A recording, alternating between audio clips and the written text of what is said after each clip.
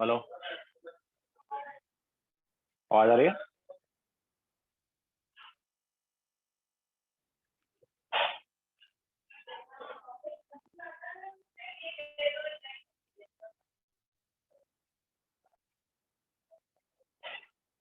Okay, ठीक है। सो थोड़ा वेट कर लेते हैं, देन स्टार्ट करते हैं।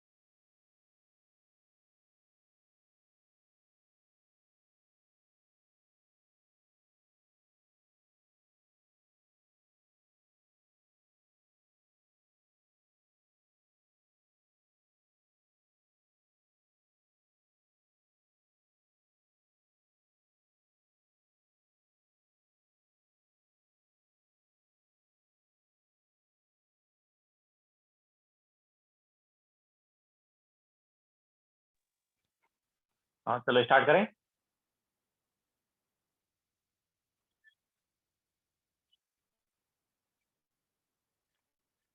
तो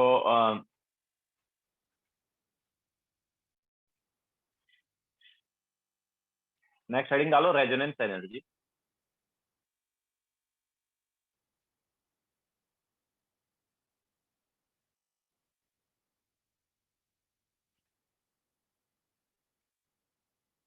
रेजोनेंस एनर्जी, ठीक है। तो रेजोनेंस एनर्जी जो है वो क्या है, मतलब इसको मैं सिंपल वे में ऐसे बोल सकता हूँ। Yes, I think this is 11th lecture. So simple way में हम रेजोनेंस एनर्जी को ऐसे बोल सकते हैं कि जब भी रेजोनेंस हो रहा है, ओके, जब रेजोनेंस हो रहा है तो अब देखो, रेजोनेंस होता है तो क्या होता है, पाई बॉन्ड जो है डीलोकेलाइज होता है। मतलब पाई बॉन्ड जो है वो मूव करते हैं, तो उसकी वजह से स्टेबिलिटी बढ़ती है। उसकी वजह से क्या होता है, स्टेबिलिटी बढ़ती है। ठीक है। तो स्टेबिलिटी बढ़ेगी मतलब एनर्जी कम होगी। ओके, सो हम इसको ऐसा बोल सकते हैं सिंपल वे में, that energy release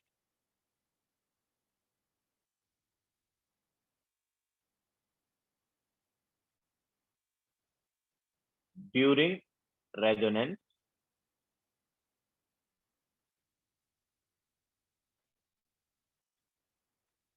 is called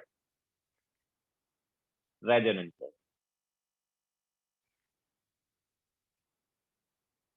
ठीक है, सिंपल वे में हम इसको ऐसे बोलते हैं, बट एक्चुअली इसकी एग्जैक्ट डेफिनेशन जो है वो क्या है। अरे यस, थर्मोकेमिस्ट्री वाला पार्ट है छोटा सा, देन इसके बाद सेकंड लॉ स्टार्ट करेंगे। ठीक है। तो इसमें भी थोड़ा बॉन्ड एनर्जी वाला कॉन्सेप्ट यूज होता है। रेजोनेंस एनर्जी निकालने के लिए भी, वो बताते हैं थोड़ी देर में। तो रेजोनेंस एनर्जी क्या है? Energy release during resonance. ठीक है, ये सिंपल वे में बताया। इसके अलावा इसका मेन डेफिनेशन जो है वो क्या है? तो ये है difference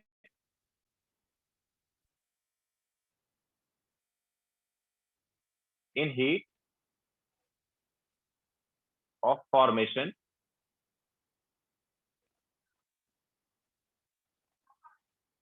of actual structure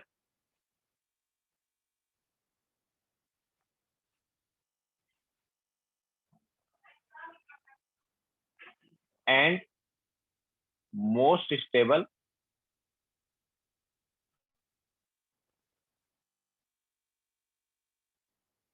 resonance structure.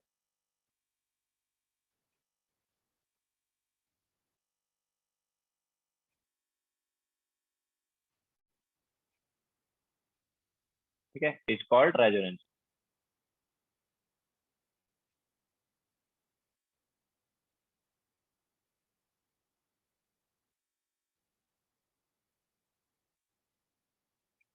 तो heat of formation of actual structure and most stable resonance structure जो है, इनका जो डिफरेंस होगा, एक्चुअल स्ट्रक्चर का heat of formation and most stable resonance structure का हीट ऑफ फॉर्मेशन, इन दोनों का जो डिफरेंस है उसको हम बोलेंगे रेजोनेंस एनर्जी। ठीक है,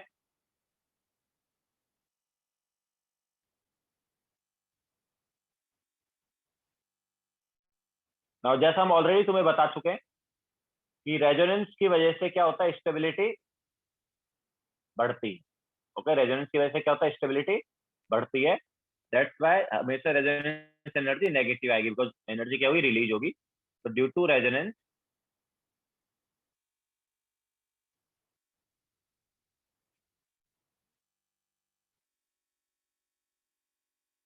stability increases,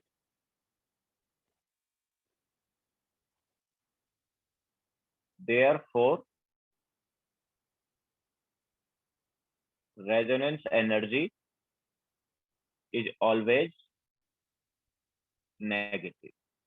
ठीक है, रेजोनेंस एनर्जी इसलिए हमेशा क्या होती है? नेगेटिव होती है।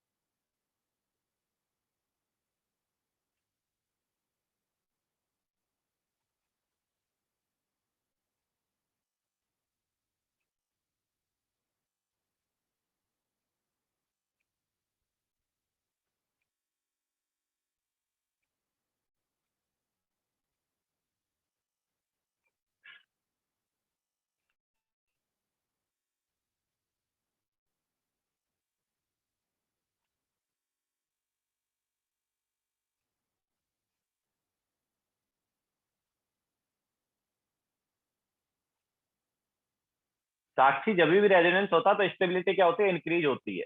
ठीक है, तो देखो, जितना ज्यादा स्टेबल कोई होगा उतना ही कम उसका एनर्जी होगा। ठीक है, तो अगर स्टेबिलिटी इंक्रीज हो रहा है ना, तो एनर्जी फिर डिक्रीज होना चाहिए। और डिक्रीज कब होगा? जब एनर्जी रिलीज होगा। ओके, तो जिस जिस प्रोसेस में स्टेबिलिटी बढ़ती है वहां पर जनरली एनर्जी क्या होता है? रिलीज होता है।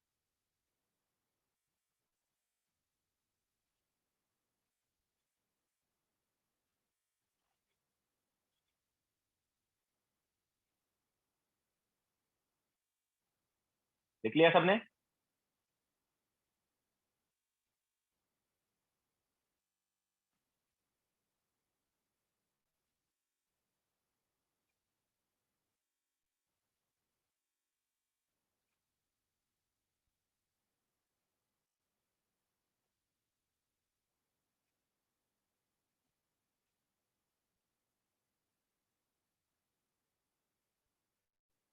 देख लिया ना? नाउ रेजोनेंस एनर्जी हम कैसे निकालते हैं? तो resonance energy can be determined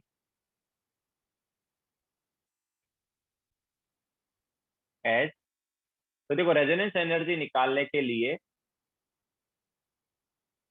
हम यहाँ पर एंथैल्पी ऑफ फॉर्मेशन देखते हैं, एक्सपेरिमेंटल क्या है, एंड एंथैल्पी ऑफ फॉर्मेशन देखते हैं थ्योरेटिकल क्या है। एक्सपेरिमेंट तो हम करने जाएंगे ही नहीं, ओके। तो एक्सपेरिमेंटल वाला जो एंथैल्पी ऑफ फॉर्मेशन है वो गिवन रहेगा, ठीक है।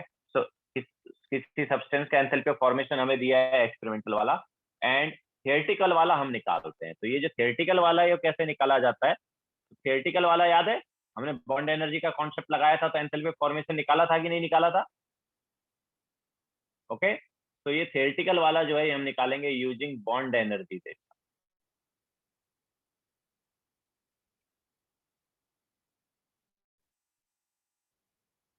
ठीक है।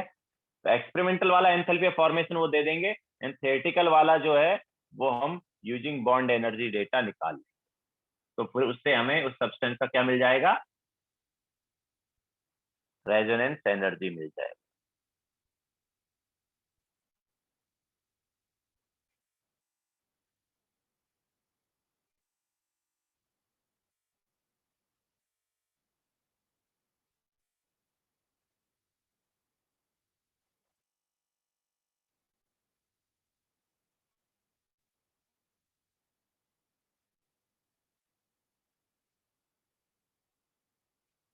देखिए सबने,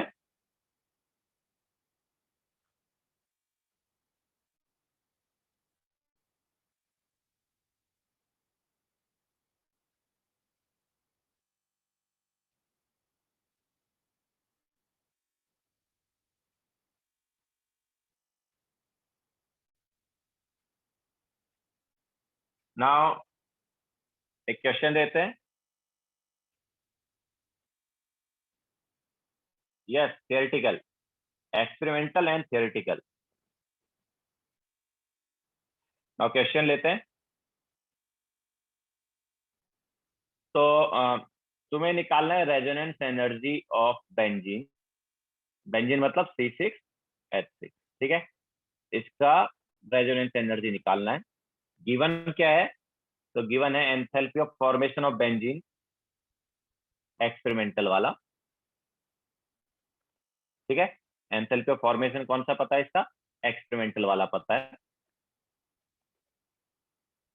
वो है एक्स मान लो। इसके अलावा enthalpy of vaporization of C6H6 जो है ये है Y.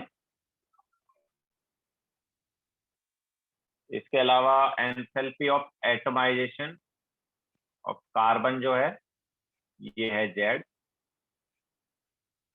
Enthalpy of atomisation of hydrogen जो है ये है पी।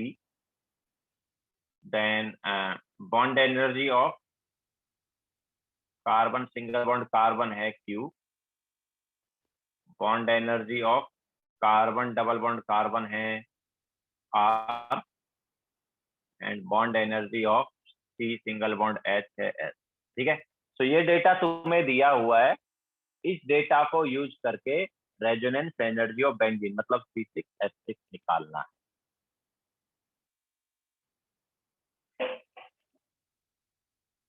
ओके। तो करो, क्या आएगा बताओ।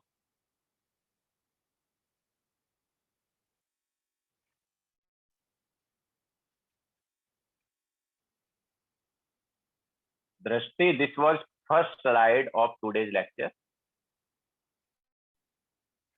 First slide of today's lecture.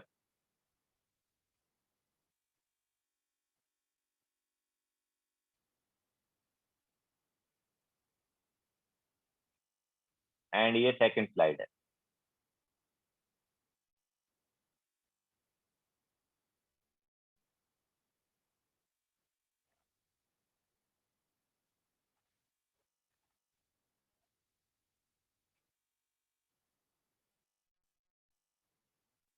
ठीक है,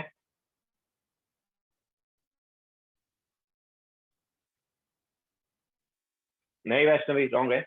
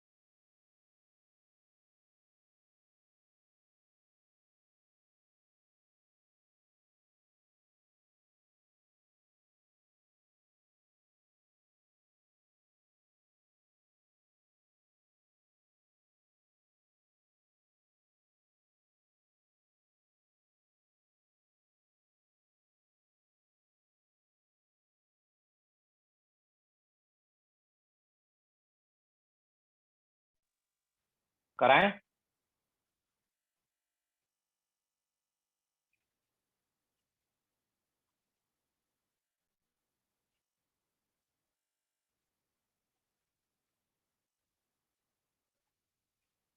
राइल, enthalpy of atomisation of hydrogen दिया है ना हमने।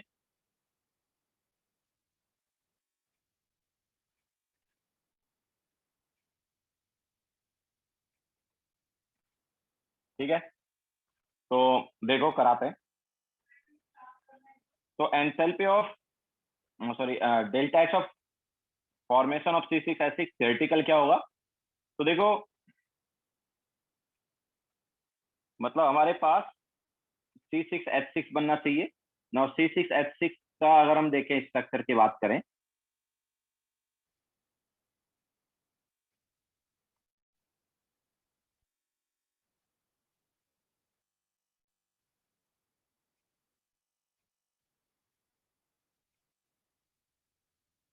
ठीक है, तो इससे थियोरेटिकल आएगा हमारे पास। तो ये लिक्विड होता है, C6H6 जो है वो क्या होता है, लिक्विड होता है।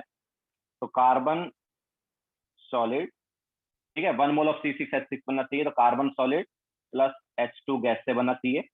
एंड कार्बन कितने हैं, 6 हैं, तो इधर 6 आ गया। हाइड्रोजन कितने हैं, 6 हैं, तो इधर 3 आ गया। ठीक है, तो इस रिएक्शन का जो डेल्टा है that is enthalpy of formation of C6H6। ठीक है, तो ये एंथैल्पी ऑफ फॉर्मेशन कौन सा आएगा, थ्योरेटिकल वाला है। तो क्या होगा देखो, तो सबसे पहले ये कार्बन सॉलिड जो है किसमें कन्वर्ट होगा, कार्बन गैस में। तो 6 times of enthalpy of atomisation of carbon. ठीक है, फिर इसके बाद हाइड्रोजन जो है वो भी गैसियस एटम में कन्वर्ट होगा। तो देखो, जब हाइड्रोजन गैसियस एटम में कन्वर्ट होगा तो कितने हाइड्रोजन मिलेंगे, 6 हाइड्रोजन मिलेंगे ना, 6 हाइड्रोजन गैसियस एटम मिलेंगे। याद है हमने एटम के लिए क्या बताया था, सॉरी एलिमेंट के लिए क्या बताया था, enthalpy of atomization 1 mole of atom बनना चाहिए गैसियस स्टेट में, याद है। तो यहाँ पर 6 मोल ऑफ गैसियस एटम बन रहे हैं। तो जो एंथैल्पी हो गया वो हो गया enthalpy of atomisation of hydrogen. Okay, तो ऐसा करने पर दोनों जो है गैसियस एटम में कन्वर्ट हो गए। ऑब्वियसली इसको हम 3 times of bond energy of H H भी बोल सकते थे, बट यहाँ पर bond energy of H H bond नहीं दिया है, यहाँ पर हमें enthalpy of atomisation of hydrogen. ठीक है, तो 6 times of enthalpy of atomisation of hydrogen, क्योंकि 6 mole of hydrogen gaseous atom मिलेंगे। तो ऐसा करने पर हमारे पास रिएक्टेंट वाला पार्ट जो है गैसियस एटम में कन्वर्ट हो गया। ना ये गैसियस एटम्स कंबाइन होंगे और बॉन्ड बनाएंगे।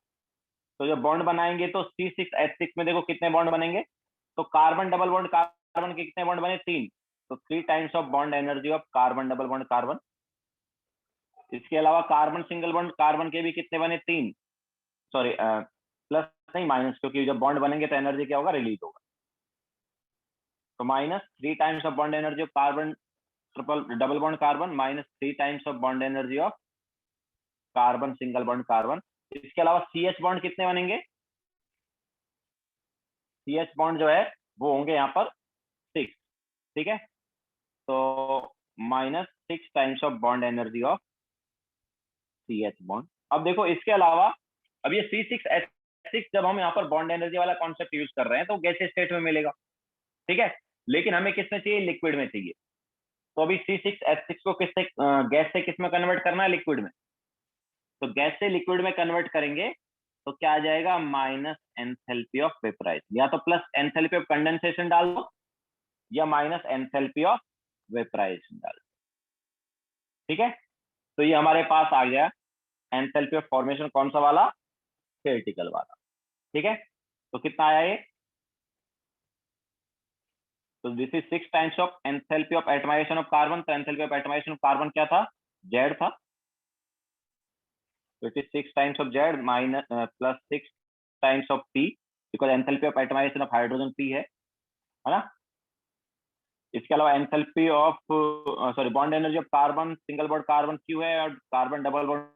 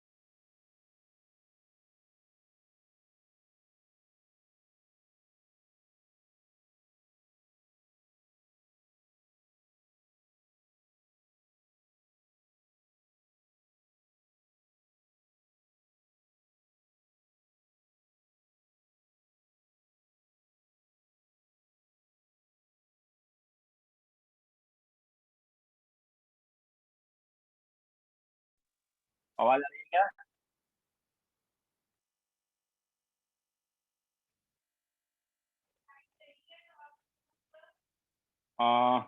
राहिल,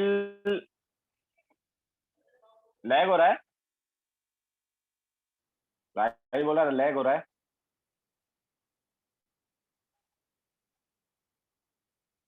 नहीं हो रहा है ना, एक्चुअली यहाँ पर पावर कट हो गया है, तो मोबाइल के हॉटस्पॉट से कनेक्ट किया अभी मैंने। ठीक है, पावर कट हो गया इधर। हाँ, तो फिर से एक बार मैं वो बताता हूँ, बिकॉज उस स्लाइड जो है वो चला गया। फिर से एक बार बताते हैं। तो देखो, C6H6 बनना चाहिए।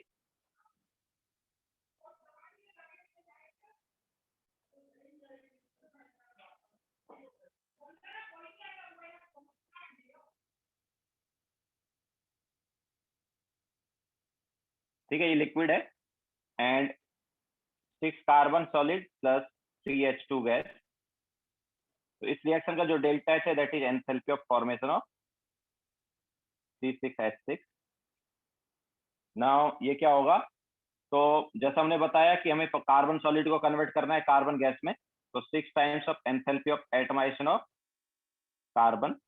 इसके अलावा plus 6 times of enthalpy of atomisation of hydrogen, then minus 3 times of bond energy of C single bond C, minus 3 times of bond energy of C double bond C. इसके अलावा -6 times of bond energy of C H bond, and then minus enthalpy of vaporization of C6H। ठीक है, तो कितना आ रहा है? तो 6 times of enthalpy of atomisation of C कितना था? Enthalpy of atomisation of C कितना लिया था हमने?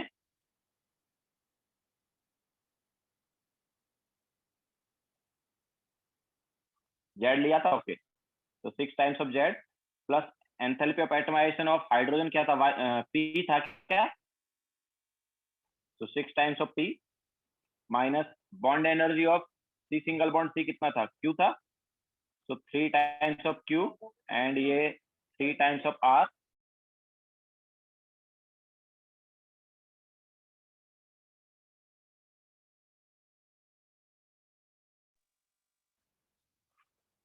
Okay, and then C H bond का क्या था?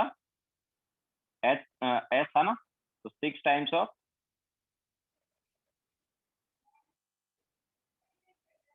इसके अलावा एंथैल्पी ऑफ वेपराइजेशन कितना था? वाई था, तो माइनस वाई। ओके, सो ये अपने पास एक्सपेरिमेंटल वाला आ गया, this is sorry, this is theoretical वाला। ओके, सो थियोरेटिकल वाला एंथैल्पी ऑफ फॉर्मेशन आ गया। नाउ रेजोनेंस एनर्जी क्या होता है? It is difference of experimental and theoretical, है ना।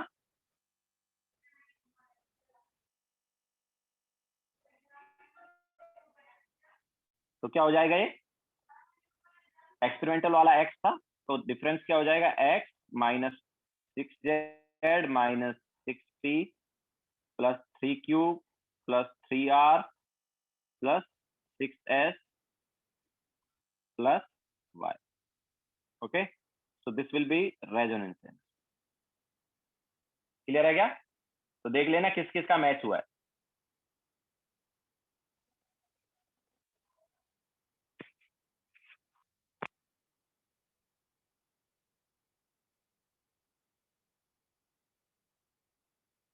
किधर से +6P होगा? अरे माइनस हुआ ना ये पूरा, ये वाला पार्ट माइनस होगा ना, तो माइनस होगा तो उसकी वजह से ये प्लस वाला माइनस हो जाएगा, ये माइनस वाला प्लस हो जाएगा।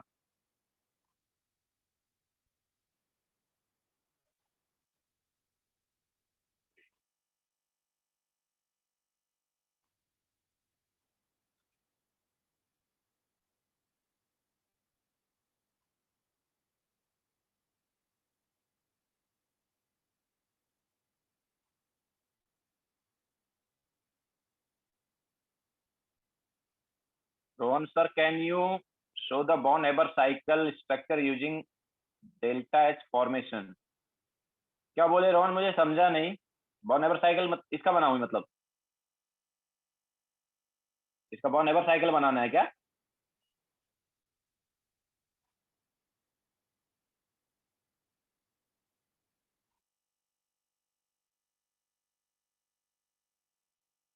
ठीक है, देखो बॉर्न नेबर साइकिल देखना है इसका, तो देखो क्या है, हमें चाहिए 6 carbon solid plus 3H2 gas gives C6H6 liquid. ठीक है, ये चाहिए ना। तो सबसे पहले कार्बन सॉलिड, ऑब्वियसली ये हो गया एंथैल्पी ऑफ फॉर्मेशन। ठीक है, नाउ सबसे पहले कार्बन सॉलिड को किस में कन्वर्ट करेंगे, कार्बन गैस में। तो 6 टाइम्स ऑफ कार्बन गैस, तो this is enthalpy of, obviously 6 times of enthalpy of atomization. ठीक है, देन ये भी कन्वर्ट होगा हाइड्रोजन गैस में, तो 6 टाइम्स ऑफ हाइड्रोजन गैस आ गया, this is also enthalpy of atomization. Then carbon, sorry carbon gas था ना। देन अब ये आपस में बॉन्ड बनाएंगे, तो जब ये बॉन्ड बनाएंगे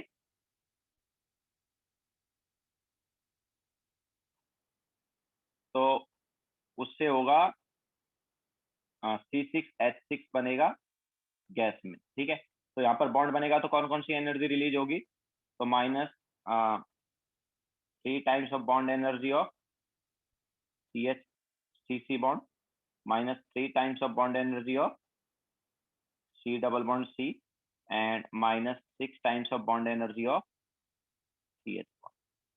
ठीक है, देन इसके बाद ये गैस से किस में कन्वर्ट होगा, लिक्विड में कन्वर्ट हो गया, तो ये एंथैल्पी ऑफ कंडेंसेशन या minus enthalpy of vaporization. Okay,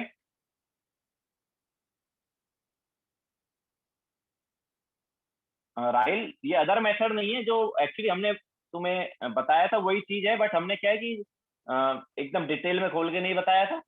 ठीक है, वो वही रहा है, हमने वहां पर भी यही बोला था तुम्हें कि इनको गैसेस एटम में कन्वर्ट करोगे, देन फिर गैसेस वाला बॉन्ड बनेगा। ओके, तो गैसेस में बॉन्ड बन गया, ये देखो गैसेस में जब बॉन्ड बनेगा तो बॉन्ड एनर्जी वाली एनर्जी रिलीज होगी, एंड देन ये गैस वाला जो है ये किस में कन्वर्ट होगा, लिक्विड में कन्वर्ट होगा।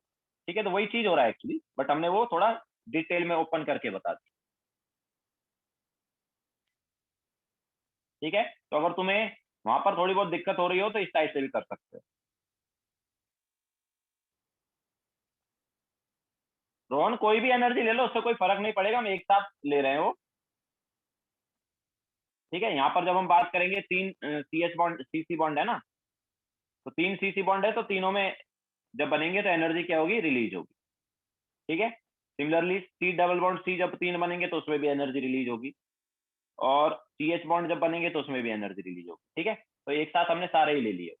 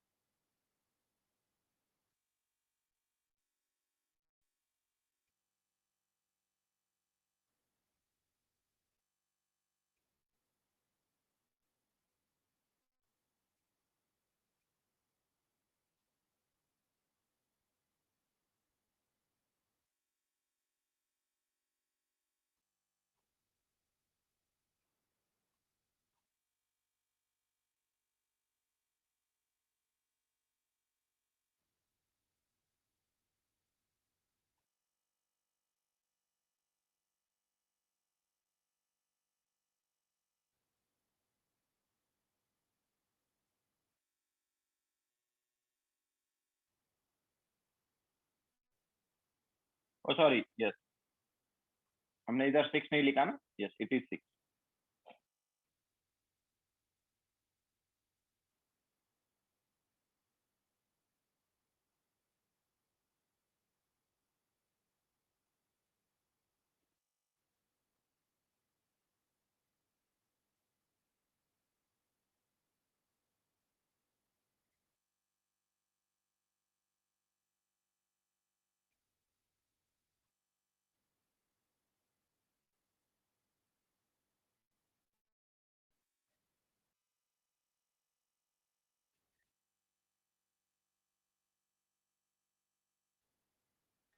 ये साक्षी, बॉर्न एवर साइकिल जो है बेसिकली क्या है, स्लो पर बेस्ड है ना, तो स्टेप वाला कॉन्सेप्ट है, तो स्टेप्स में हम डिवाइड कर सकते हैं किसी रिएक्शन को, है ना। तो एंथैल्पी ऑफ फॉर्मेशन मतलब ऑलमोस्ट सभी कंपाउंड का हम ऐसे बता सकते हैं।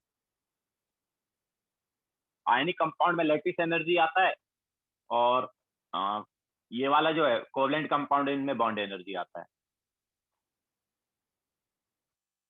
Yes Shubh, instead of minus delta H of vaporization हम यहाँ पर plus delta H of condensation लिख सकते हैं। जो minus delta H of vaporization लिखा था वहां पर प्लस डेल्टा एच कंडेंसेशन भी लिख सकते हैं।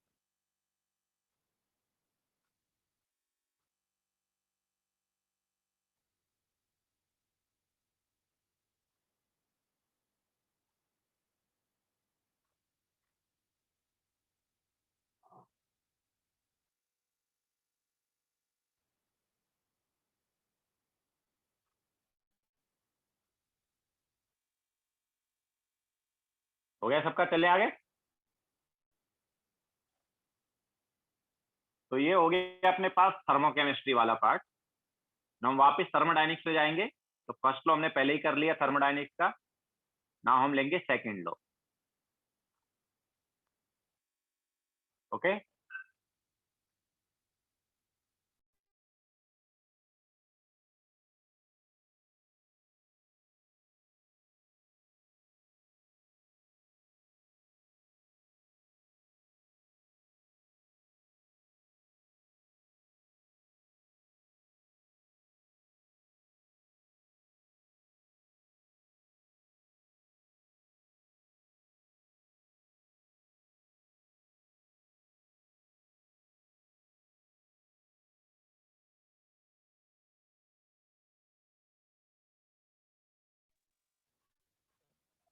जल्दी लिखो जल्दी लिखो।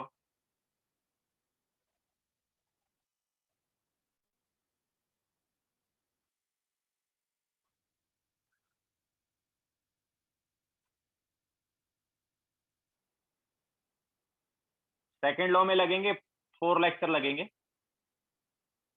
3 और 4 लेक्चर। सेकंड लॉ के बाद क्या होगा? कुछ नहीं होगा, चैप्टर खत्म हो जाएगा।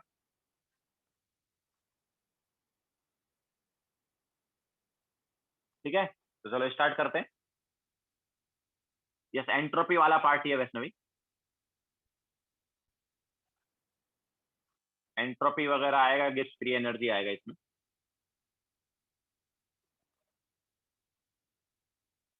ठीक है, तो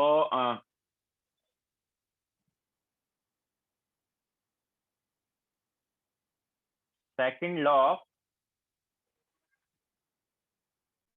thermodynamics.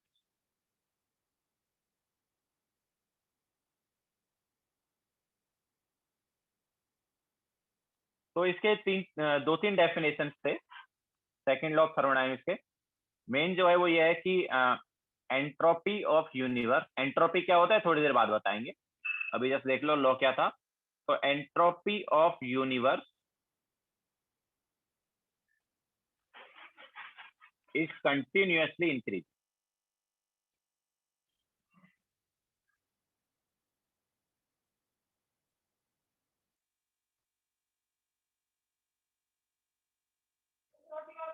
Okay, entropy of universe is continuously increasing.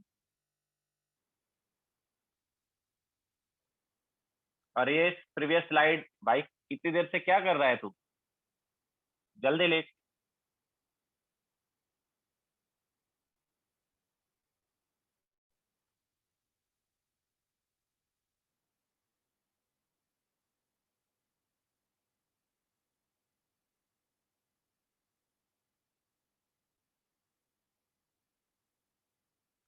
Dhruv third law भी है, बट छोटा सा है, वो हम कर लेंगे तुरंत, ज्यादा टाइम नहीं लगता। थर्ड लॉ भी है। ठीक है, तो entropy of universe is continuously increasing. इसके अलावा it is impossible to convert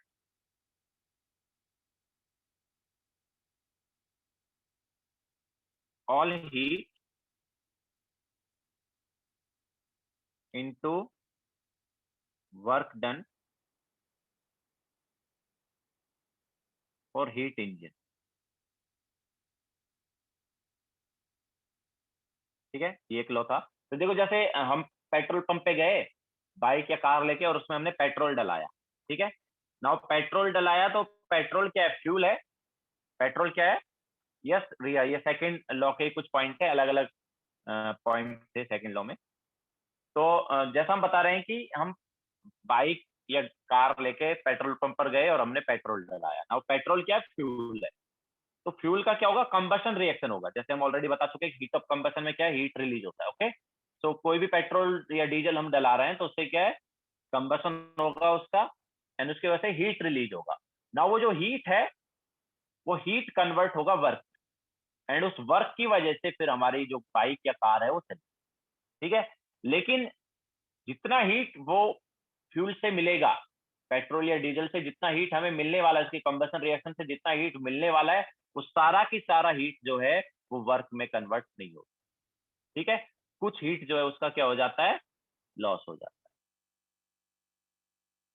okay, तो हीट इंजन, यस, तो हीट इंजन के लिए सारा की सारा जो हीट है वो वर्क में कन्वर्ट नहीं किया जाता। कुछ हीट जो है वो क्या हो जाएगा, लॉस हो जाएगा। तो that is heat loss takes place,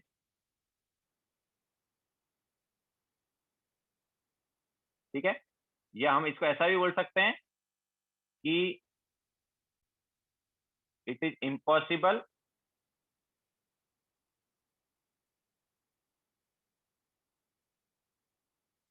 to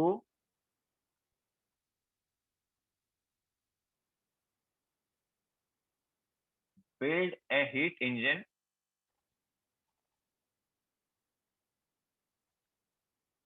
with 100% efficiency। किसी भी हीट इंजन की एफिशिएंसी 100% नहीं हो सकती, ठीक है। तो इसको सेकंड पॉइंट को हम ऐसे भी बोल सकते हैं, सेकंड और थर्ड पॉइंट ऑलमोस्ट सेम।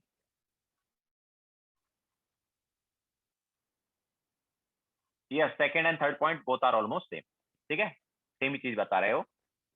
ध्रुव सर, फ्यूल बर्न होने पर जो हीट प्रोड्यूस होता है वो वर्क में कन्वर्ट होता है। हाँ ध्रुव, बिल्कुल। जो फ्यूल बर्न हुआ तो वो एक्चुअली क्या करता है, वो हीट लॉस मतलब हीट रिलीज करता है ना। वो हीट जो है वो किस में कन्वर्ट होता है, वर्क में, और उस वर्क की वजह से हमारी बाइक या कार को। यस रिया, हीट इंजन जो है वो हीट को वर्क में कन्वर्ट करता है।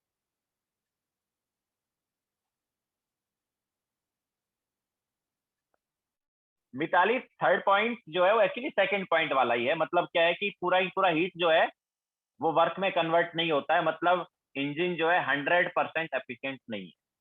कुछ हीट क्या हो रहा है, लॉस हो रहा है। 100% एफिशिएंट इंजन कौन सा होगा, जो सारा की सारा हीट को किस में कन्वर्ट करेगा, वर्क में कन्वर्ट करेगा।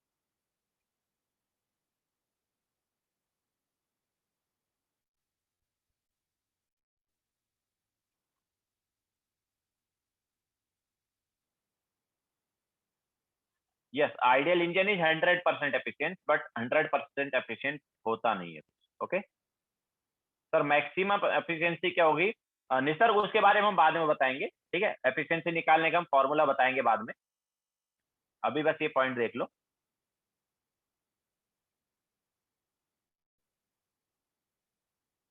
नो, तो कोई कोई भी इंजन 100% एफिशिएंट नहीं है। यस मिताली, कुछ हीट जो है वेस्ट होती ही है।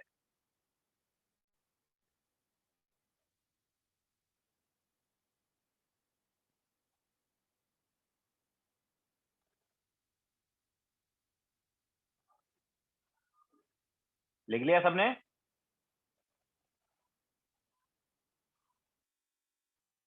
यस देव सिंह, ये फर्स्ट पेज है वो सम्स के बाद।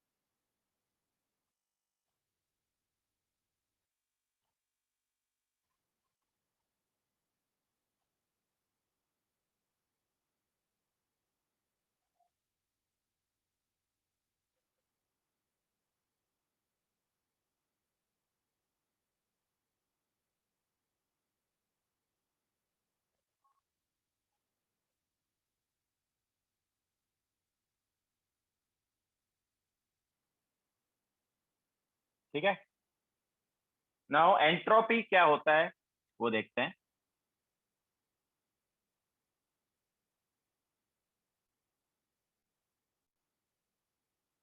तो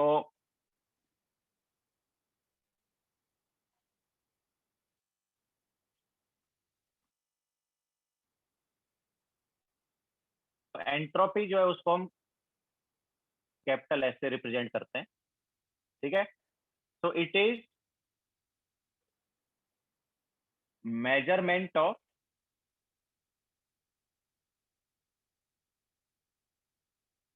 डिग्री ऑफ रैंडमनेस।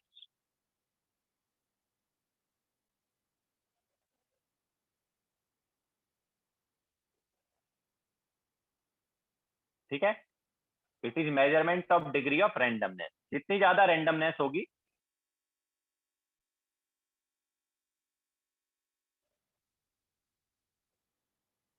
उतना ही ज्यादा एंट्रोपी हो। अब देखो डिग्री ऑफ फ्रीडम नहीं, degree of randomness. Okay. It is measurement of degree of randomness. Entropy को एस से रिप्रेजेंट करते हैं। एंट्रोपी को किससे रिप्रेजेंट करते हैं? एस से। जैसे एंथैल्पी को एच से करते थे। ओके। वैसे एंट्रोपी को एस से करते, एस से करते। सो डिग्री ऑफ रैंडमनेस जितनी ज्यादा होगी उतनी एंट्रोपी ज्यादा। देखो in gas molecules are most randomly distributed.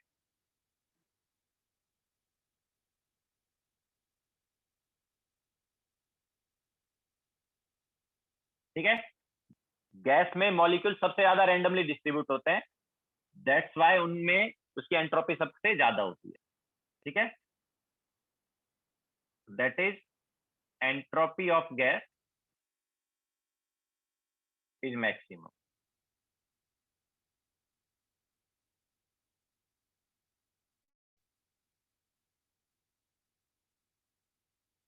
And solid के जो मॉलिक्यूल्स है वो सबसे कम रैंडमली डिस्ट्रीब्यूट होंगे, तो उनकी एंट्रोपी सबसे कम होती है। ठीक है।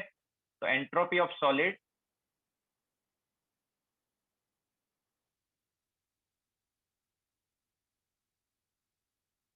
Is minimum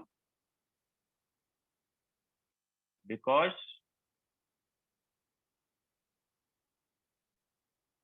molecules are not distributed randomly।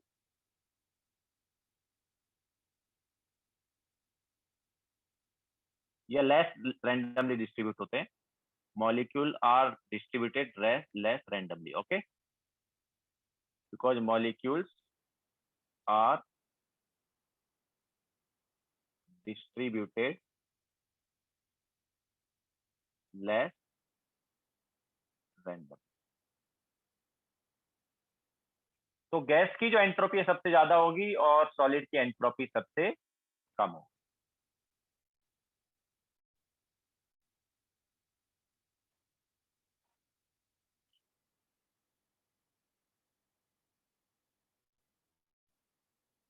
Obviously liquid के बीच में आएगी।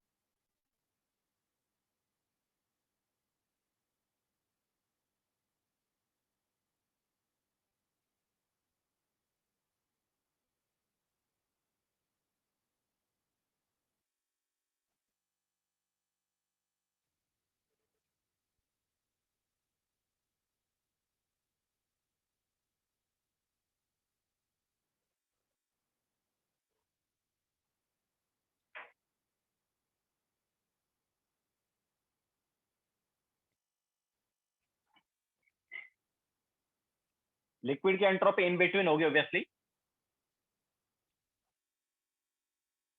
ठीक है, मतलब सॉलिड से ज्यादा होगी और गैस से कम होगी। तो हम यहाँ पर सभी का एंट्रोपी अगर कंपेयर करें तो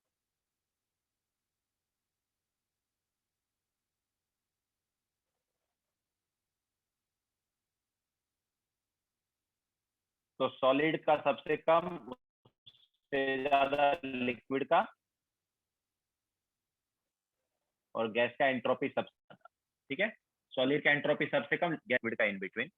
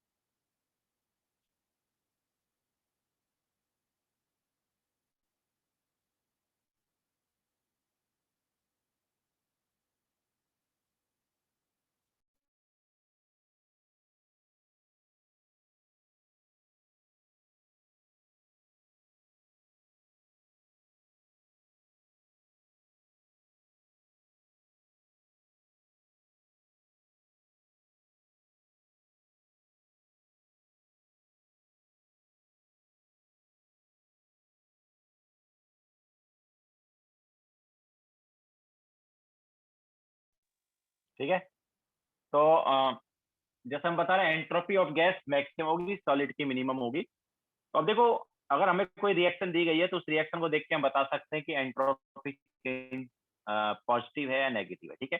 जैसे हमारे पास मान लो रिएक्शन है N2 plus 3H2 gives twice NH। तो इस रिएक्शन का डेल्टा एस का साइन क्या होगा, मतलब यहाँ पर एंट्रोपी बढ़ रही है कि कम हो रही है। तो याद रखना, if number of moles of gas increase होगा तो एंट्रोपी भी इंक्रीज होगी, और अगर number of moles of gas decrease होगा तो एंट्रोपी डिक्रीज।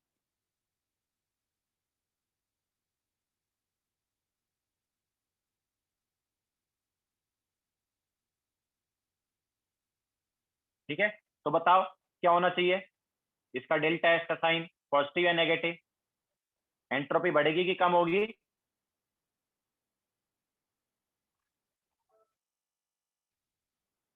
कम होगी ना, क्योंकि 4 से 2 बन रहे हैं। 4 से कितने बन रहे हैं? 2 बन रहे हैं, ठीक है। तो इस रिएक्शन का डेल्टा एस का साइन क्या होगा? नेगेटिव। ओके, अगर हम बात करेंगे H2 plus half O2 gives H2O liquid, तो इसका डेल्टा एस का साइन क्या होगा बताओ। यहाँ पर भी मोल्स ऑफ गैस क्या हो रहे हैं? कम हो रहे हैं ना। यहाँ पर भी मोल्स ऑफ गैस क्या हो रहे हैं? कम हो रहे हैं। तो डेल्टा एस का साइन क्या होगा? नेगेटिव होगा। ओके, अगर हम बात करेंगे carbon solid plus O2 gas या half O2 gas give CO। अब बताओ क्या होगा इसमें? इसमें डेल्टा एस का साइन क्या होगा बताओ।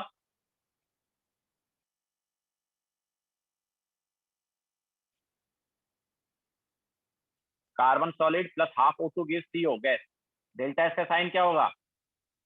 भाई डेल्टा एस का साइन पॉजिटिव होगा ना। मोल्स ऑफ गैस देखो तुम, मोल्स ऑफ गैस, तो मोल्स ऑफ गैस तो बढ़े ना। हाफ से 1 आया, कार्बन सॉलिड है, कार्बन क्या है? सॉलिड। सॉलिड का मत देखो, जिधर साइड गैस के मोल्स ज्यादा उधर साइड एंट्रोपी ज्यादा, सिंपल सा कॉन्सेप्ट है। ओके, जिधर साइड गैस के मोल्स ज्यादा उधर एंट्रोपी ज्यादा। तो यहाँ पर हाफ से 1 आ रहा है ना, तो गैस के मोल्स क्या हो रहे हैं, बढ़ रहे हैं, तो एंट्रोपी बढ़ेगी।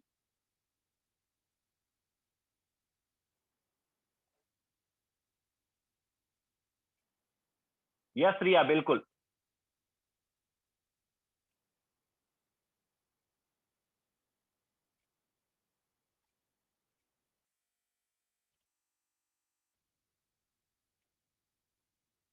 क्लियर है सभी को? तो किसी भी रिएक्शन का डेल्टा एस का साइन हम कैसे बताएंगे, ये वाला कॉन्सेप्ट यूज करके बताएंगे कि हमारे पास जो मोल्स ऑफ गैस है वो बढ़ रहे हैं या कम हो रहे हैं।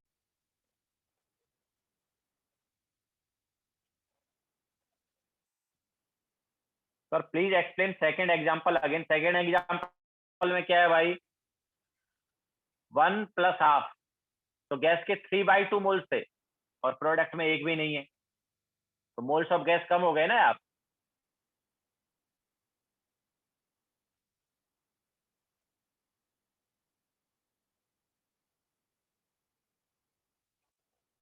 फोर्थ वन कौन सा है भाई, यहाँ पर तो 3 ही रिएक्शन लिखा हमने। लास्ट वन में क्या है, कार्बन का कितना है, कार्बन का हाफ है, सॉरी नॉट कार्बन, कार्बन तो सॉलिड है। हाफ O2 से 1 CO बन रहा है, हाफ O2 से क्या बन रहा है, 1 CO बन रहा है। ओके, तो number of moles of gas बढ़ रहे हैं।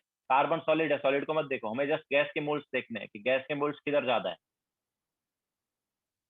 यस रिया। सर सर वो लास्ट वाले रिएक्शन में सॉलिड से गैस बन रहा है तो एंट्रोपी बहुत बढ़ रहा है, वैसे सोचना है। यस यस, मतलब ये सॉलिड है तो इसका कुछ ज्यादा मतलब है ही नहीं, इसका तो एंट्रोपी बहुत कम होगा, तो यहाँ से ही सोच लो, ठीक है, सॉलिड को मत देखो, यहीं से। तो तो वो हाफ मोल ऑफ O2 से 1 CO बन रहा है।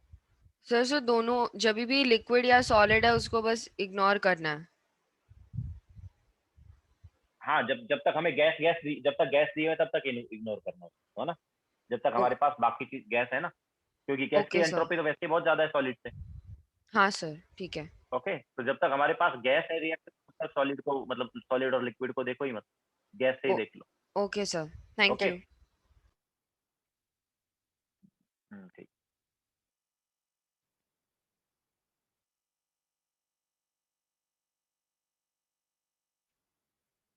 लिख लिया सबने?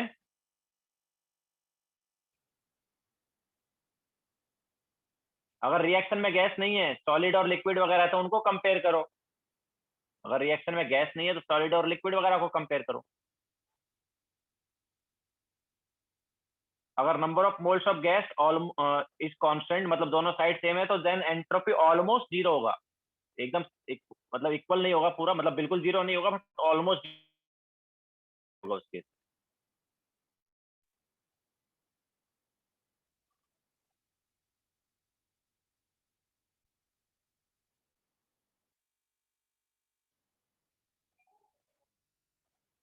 ठीक है,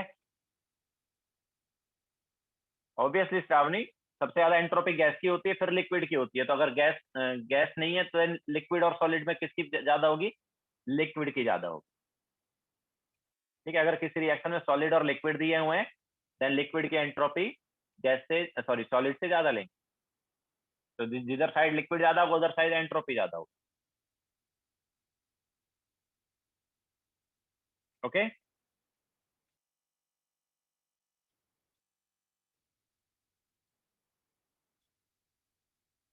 sir can you give an example? तो इसके लिए देखो, एग्जांपल तो क्या ही लें, अ, ऐसी कौन सी रिएक्शन है जिसमें सॉलिड एंड लिक्विड है?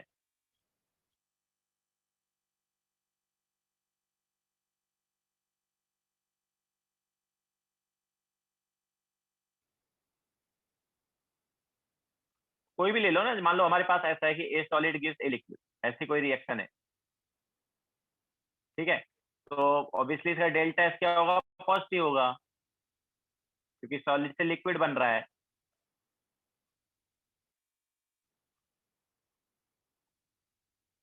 ओके,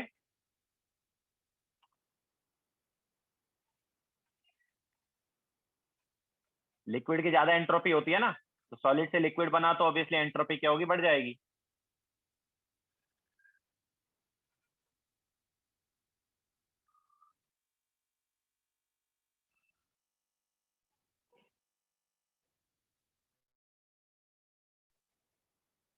ठीक है। और बाकी तुम कोई बोल रहे थे कि अगर गैस का कांस्टेंट हो तो इसका भी एक एग्जांपल ले लेते हैं। जैसे ये है हमारे पास, देखो ये रिएक्शन जो है, इस रिएक्शन का डेल्टा एस क्या होगा,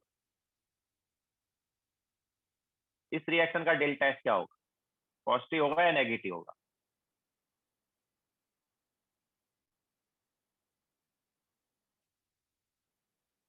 तो एक्चुअली ऑलमोस्ट जीरो होगा, बहुत कम होगा, एग्जैक्ट जीरो नहीं होगा, याद है, ऑलमोस्ट जीरो होगा, क्योंकि दोनों साइड 1 मोल ऑफ गैस है। ठीक है, तो उनका एंट्रोपी ऑलमोस्ट सेम रहता है। बट कार्बन सॉलिड भी है, उसका भी कुछ ना कुछ एंट्रोपी तो रहेगा ना, बट उसका बहुत कम रहेगा। तो ऐसे केस में जब मतलब हमारे पास दोनों side number of moles of gas same आ रहे हो, तो डेल्टा एस ऑलमोस्ट जीरो होगा, ये हम बोल सकते हैं बहुत छोटी वैल्यू रहेगी। डेल्टा एस की वैल्यू ऐसे केस में क्या होगी, बहुत छोटी होगी। यहाँ पर एग्जैक्ट वैल्यू हम नहीं बता सकते, एग्जैक्ट वैल्यू तभी पता चलेगी जब हमें इनका एंट्रोपी पता होगा तीनों का, वो बाद में बताएंगे हम। ठीक है, तीनों का एंट्रोपी अगर दिया हुआ है तब हम बता सकते हैं। नहीं रिया, डेल्टा एस पॉजिटिव क्यों होगा, डेल्टा एस पॉजिटिव क्यों होगा, पॉजिटिव और नेगेटिव क्या होगा हम नहीं बता सकते मिल, वो जब तक इनका एंट्रोपी का वैल्यू नहीं दिया तब तक हम डेल्टा एस की वैल्यू नहीं बता सकते कि पॉजिटिव होगी या नेगेटिव होगी। तीनों का एंट्रोपी हमें पता होना चाहिए।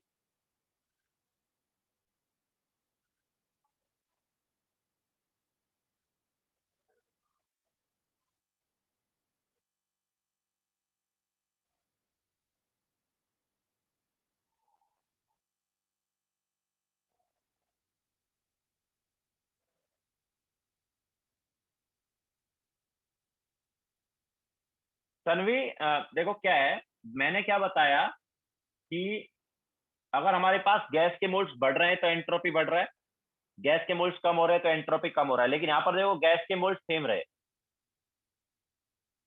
ठीक है, गैस के मोल्स ना तो बढ़े ना कम हुए, 1 से 1 बना है ना। तो ऐसे केस में डेल्टा एस जो है ऑलमोस्ट जीरो होगा, एग्जैक्ट जीरो नहीं होगा। क्यों? क्योंकि ये दोनों का जो एंट्रोपी है वो ऐसा नहीं कि एकदम इक्वल है। ठीक है, दोनों का एंट्रोपी का वैल्यू थोड़ा थोड़ा सा डिफरेंट रहेगा, तो उसकी वजह से डेल्टा एस की कुछ ना कुछ वैल्यू आएगी। और कार्बन सॉलिड जो है उसका भी कुछ ना कुछ एंट्रोपी है, ऐसा थोड़ी कि उसका भी जीरो है, उसका कम एंट्रोपी बट है ना कुछ ना कुछ। ठीक है, तो इसलिए ऑलमोस्ट जीरो होगा, एकदम एग्जैक्ट जीरो नहीं होगा। मतलब वैल्यू ऐसे केस में बहुत कम आती है, जब दोनों साइड गैस के मोल 50 आती है, एग्जैक्ट जीरो नहीं होती है।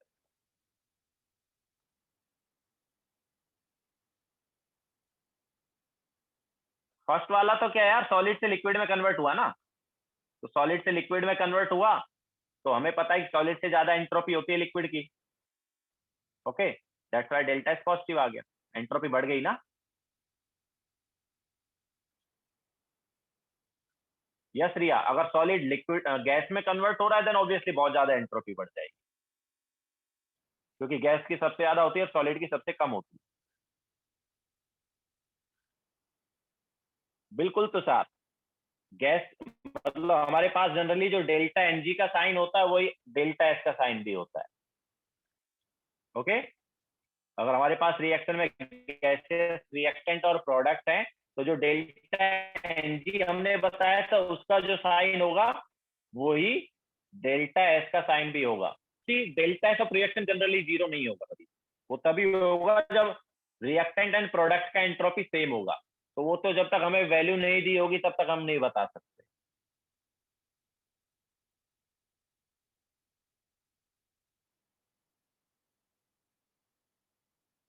नहीं रही यार, लास्ट रिएक्शन में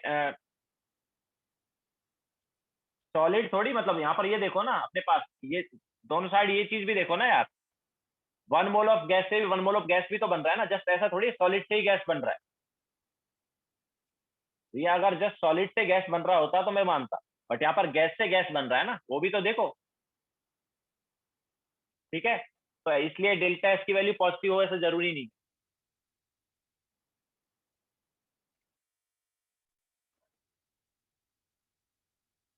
यस, तो ऑब्वियसली जब लिक्विड सॉलिड में कन्वर्ट होगा तो डेल्टा एस नेगेटिव आएगा, बिल्कुल। अगर लिक्विड सॉलिड में कन्वर्ट होगा तो डेल्टा एस नेगेटिव आएगा।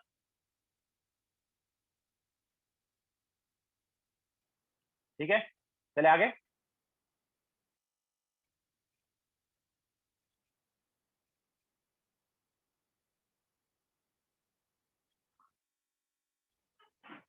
सॉलिड से लिक्विड डेल्टा एस पॉजिटिव, इसका अगर उल्टा रिएक्शन हुआ तो डेल्टा एस नेगेटिव होगा ऑब्वियसली। तो ये हमने देखा कि एंट्रोपी वगैरह का साइन कैसे निकालेंगे जब भी कोई रिएक्शन हमें दी गई है तो।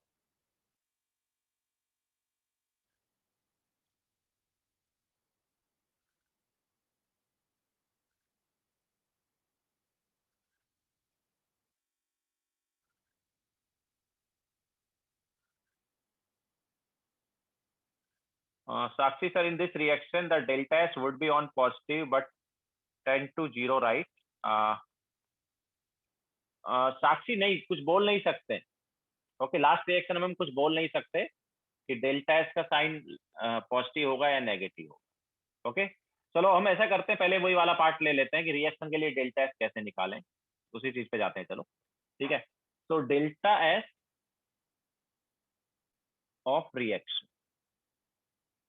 ओके, तो देखो डेल्टा एस ऑफ रिएक्शन जो है वो क्या होगा।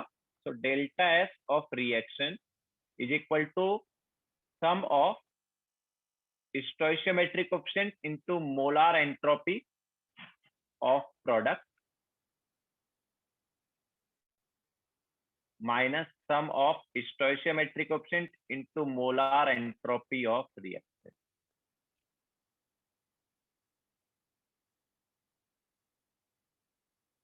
तो डेल्टा एस की अगर तुम्हें वैल्यू निकालनी है रिएक्शन के लिए तो ये फॉर्मूला लगाओगे। ओके, ऑब्वियसली यहाँ पर एस एम जो है इट इज मोलार एंट्रोपी। ठीक है, मतलब पर मोल जो एंट्रोपी है वो है, एंड इसको डिटरमाइन किया जाता है थर्ड लॉ ऑफ थर्मोडायनेमिक्स से, जो बाद में बताएंगे हम।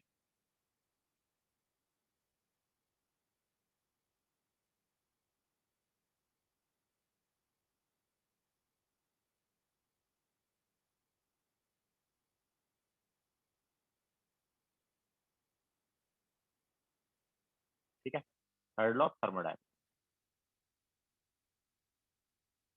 अब जैसे हमारे पास कोई रिएक्शन है, जैसे मान लो यही हम रिएक्शन ले ले, carbon solid plus O2 gas ये CO2 गैस।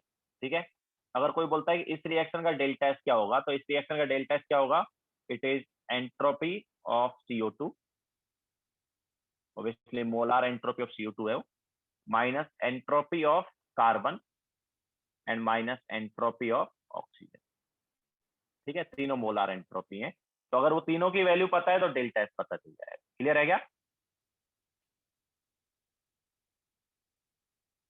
जैसे हम डेल्टा एस निकालते थे एंथैल्पी ऑफ फॉर्मेशन वगैरह को यूज करके, वही सेम चीज यहाँ पर कर रहे हैं। ठीक है, सो प्रोडक्ट का प्रोडक्ट का एंट्रोपी माइनस रिएक्टेंट का एंट्रोपी करना है बेसिकली, तो रिएक्शन का डेल्टा एस मिल जाएगा।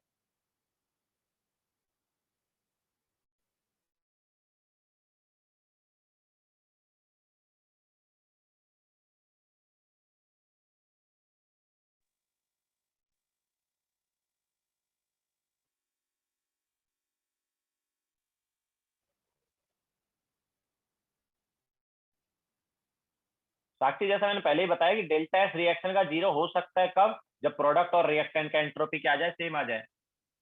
ठीक है, जब ये वैल्यू और ये वैल्यू अगर सेम आ रही है तो ऑब्वियसली डेल्टा एस रिएक्शन का क्या हो जाएगा, जीरो हो जाएगा। तो वो तो डेटा पे डिपेंड करेगा।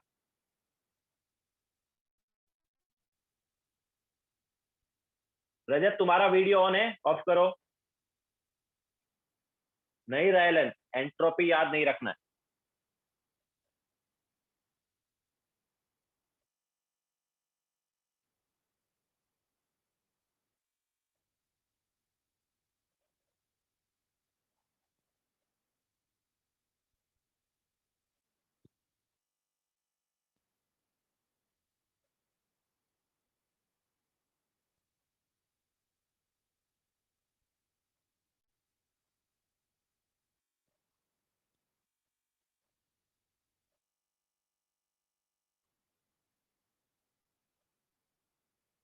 भैया मैं कुछ बोल ही नहीं रहा तो सुनाई कैसे देगा?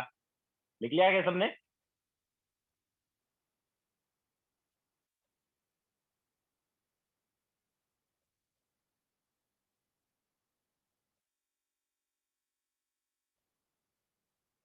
ठीक है, तो चलो क्वेश्चन ले लेते हैं।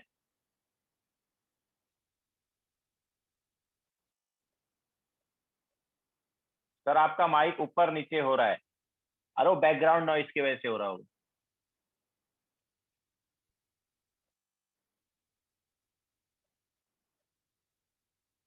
ठीक है, तो चलो क्वेश्चन लेते हैं। अ, तो FBO फाउंडेशन बिल्डर ऑब्जेक्टिव का question number 39। Foundation builder objective question number 39 करो।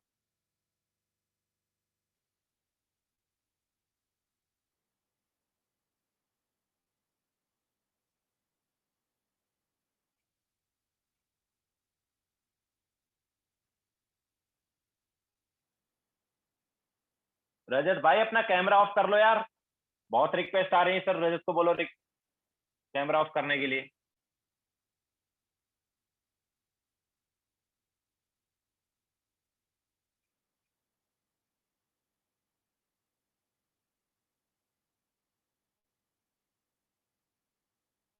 फाउंडेशन बिल्डर ऑब्जेक्टिव का क्वेश्चन नंबर 39 करो।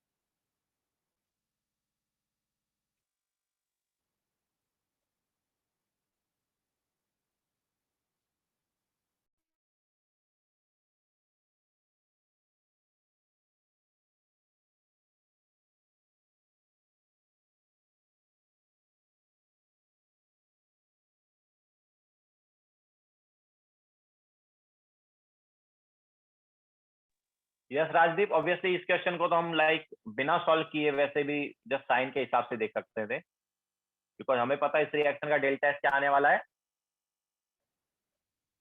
डेल्टा एस ऑब्वियसली देखो पॉजिटिव आने वाला है, बिकॉज डेल्टा एन जी का साइन क्या है, पॉजिटिव है ना।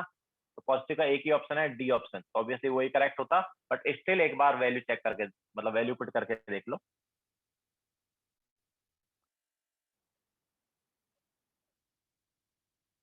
तीन ऑप्शन नेगेटिव के हैं, एक ऑप्शन पॉजिटिव के हैं, तो ऑब्वियसली पॉजिटिव वाला ही करेक्ट है, क्योंकि डेल्टा एन जी पॉजिटिव है, तो डेल्टा एस भी पॉजिटिव होगा।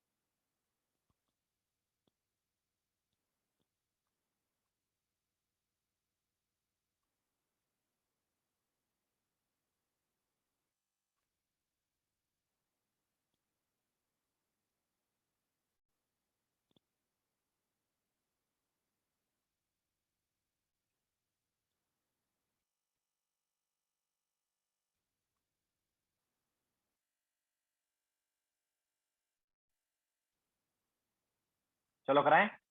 तो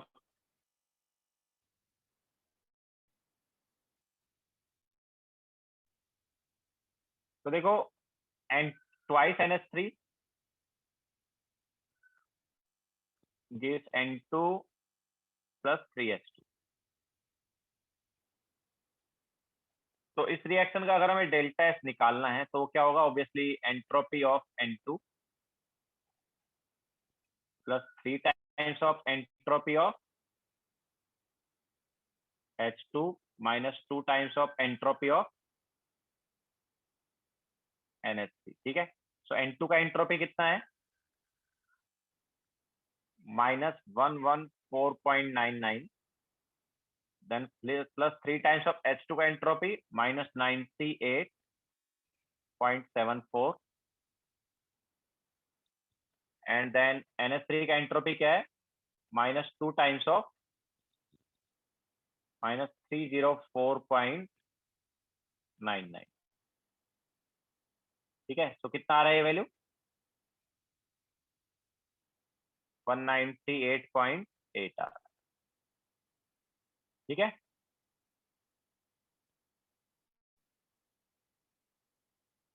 सो इस टाइप से हम ऑब्वियसली एग्जैक्ट वैल्यू भी निकाल सकते हैं। ठीक है,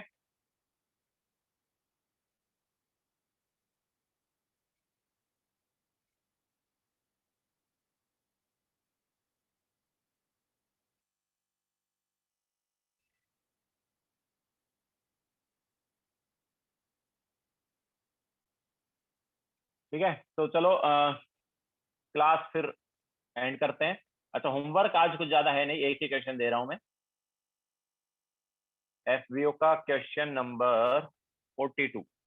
देखो वहां पर डेल्टा एन जी जो है वो 0 है, उस क्वेश्चन में डेल्टा एन जी 0 है, लेकिन देखो किसी भी ऑप्शन में डेल्टा एस 0 नहीं दिया है।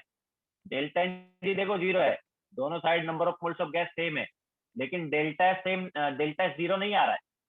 ओके, तो वहां से भी इस चीज को देख सकते हैं, जो हम तुम्हें बता रहे थे कि एग्जैक्ट वैल्यू क्या होगी, इसकी पॉजिटिव होगी या नेगेटिव होगी, वो कैसे पता चलेगा, तो वो तो वैल्यू सब्स्टिट्यूट करके पता चलेगा।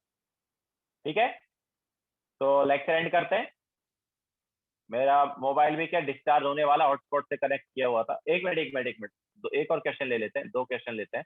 29 भी ले लो, 29 एंड 42। ठीक है, 2 क्वेश्चन ले लेते हैं, बाकी तो आई थिंक बेस्ट नहीं है जो हमने कराया उस पर। 29 42, ओके चलो ये 2 क्वेश्चन ले लेते हैं। ठीक है,